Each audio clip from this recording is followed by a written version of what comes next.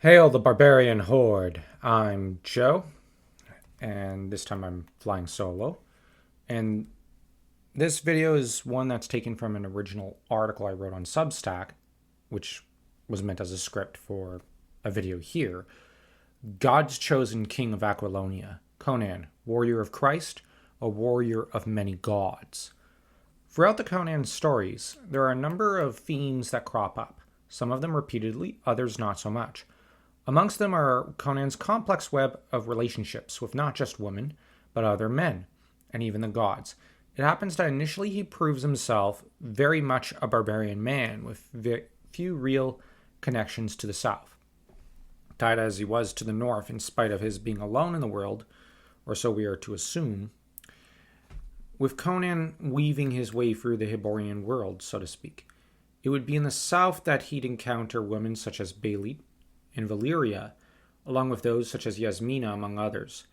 Each one of them are but the first steps towards Zenobia. In turn, he encounters sellswords and mercenaries and generals, some rivals, some friendly, which is building up to his bond with the likes of Palantides and Trocero, just as he's building up to a rival like Tarascus and Valerius. That said, in terms of enemy, he's gone from the sorcerer who captured Yagkosha to the likes of Fa-Faman to now Zaltotun. The ultimate Dark Lord of the Hyborian Age, for where Fa-Faman is brilliant and dangerous as he is something of a fanboy of Acheron. Zaltotun is the ultimate Acheronian. Acheron being the ancient dark empire that dominates a good chunk of the world, up until the rise of the Hyborians who overthrew it. And the Dark Lord, or one might say the ruling priest, Zaltotun. Acheron, though, was to be torn apart with the Hyborians settling themselves upon the corpse of this great and mighty nation, and formed their own. Though he comes up thousands of years after Acheron, Conan is very much opposed throughout a variety of his tales to any attempts to revive Acheron. He would oppose not only any attempts to revive it, but also any and all attempts to emulate it, though he was only vaguely aware of the empire. He knew of it, but thought little of it.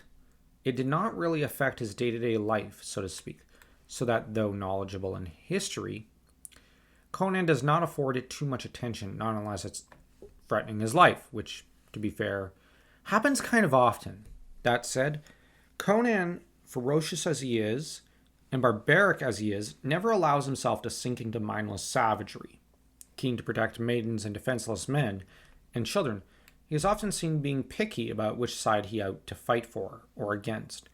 He knows he could change the tide of battle, and though he loves a good brawl, he is reluctant to destroy that which protects the helpless and defenseless.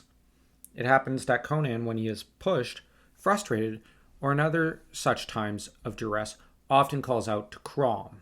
Who is Crom? Crom is the god of the Cimmerians. He is their principal and possibly only god. He is a cold and hard fellow, one who dislikes people calling out to him, hates subservience, and who tolerates nothing but greatness from his people. It is said that at birth he grants each man the gift of courage, and that this is his one and only gift.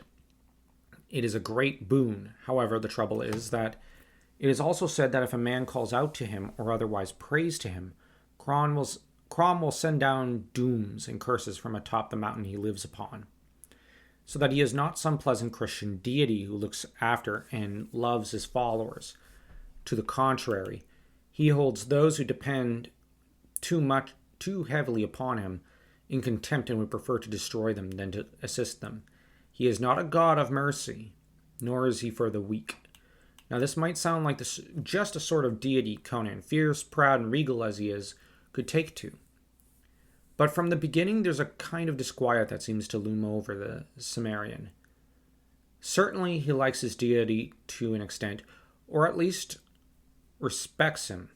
However, Conan seems to understand that for, let us say, a cripple, it is kind of hard to join in battle, or for a woman who has not been trained in battle. And then there are those men who were trained as, say, millers, who have no knowledge of swords to fight a battle-hardened knight. These are all variables that must be taken into account. Now, Crom would hold such weaklings in contempt, favoring only those bold enough to stand up and fight back. This is all well and good. However, what of the lame, the sick, the dying? It is all a complex web, and this is where the merciful Conan struggles. It seems that though he has no need of mercy or compassion for himself, let alone justice, he can see that others do have need of those things. Over the course of a great many of his tales, though he begins to change. Sure, he's more brooding at the start, more prone to reaving, pillaging, and banditry. But even then, he had honor. However, what begins to win out over time is not the savage side of his nature, but rather its opposite. The gentler side of his being, the more honorable side of him. One could say this is his more barbarous side in some ways, as Conan never fully assimilates or civilizes. He is never keen on the softness or weakness of civilization, and still clings to his natural instincts, his natural state. But what he seems to call out more and more to is not Crom, as time passes, but rather the god Mitra. Who is Mitra?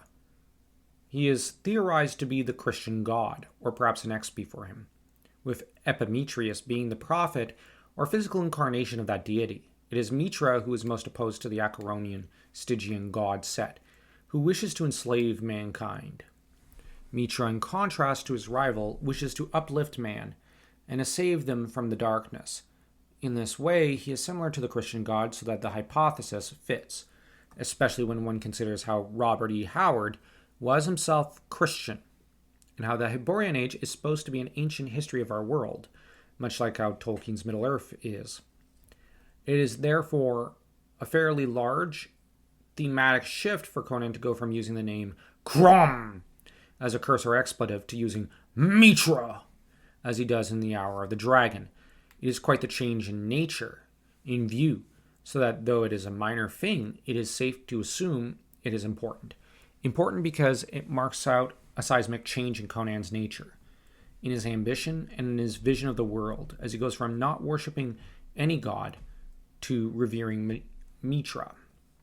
Now, the start of this change begins, as all know, in the Phoenix on the Sword, when Epimetheus selects Conan, rescues him, and imprints the emblem of a phoenix upon his sword's pommel.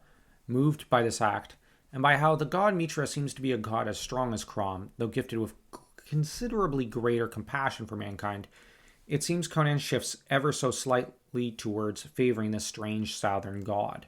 Certainly, Crom might at first glance appear the stronger, but given the vast Hyborian kingdoms, their might and how Samaria has been kept time and again at bay, one could see why he might begin to consider Mitra mightier in some ways. Not that Conan worships for some hope to get into heaven. Rather, he seems to be returning the favor shown unto him. He wars with the enemies of Mitra because they seek to do him in Aquilonia, his adoptive nation, harm. Because of this, his and Mitra's interests are joint. Though, as said, the fact that he begins to use Mitra as an expletive, his clear respect for the god, and his championing those whom Mitra favors is a visible sign of some sort of bond. Does this make him a warrior for God? It is not entirely certain. If Mitra is God, or a kind of personification of him, much as Eru Ilúvatar is from the Silmarillion, then yes, Conan can be considered to an extent a warrior of God, or for God. But if one does not consider him as such, then Conan is most certainly not a warrior of God. Many will say it is a matter for readers to decide, but I feel this is to be too vague, too nebulous, and too lackluster a response. Because surely Howard weighed in on this, even if just in his stories, right? Well, between the mysteries surrounding the faith, the suspicion with which Mitra's followers look upon their enemies with, the reverence for their light god, their opposing darkness and evil, the church structure, one could see something of a proto-Christian in there. Mitra certainly seems to be someone who smites the enemies of his faith while favoring those who favor and follow him.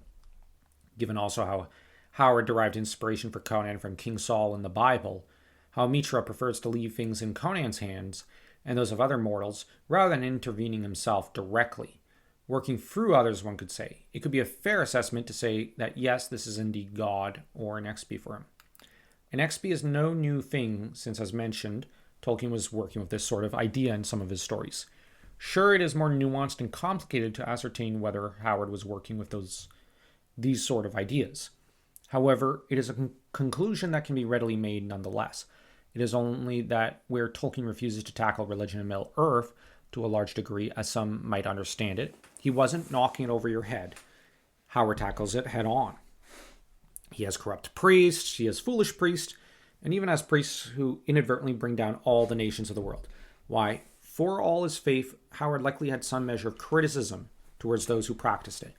Criticism in of itself, though, does not equal hatred or disdain, as he exemplifies in his Conan stories.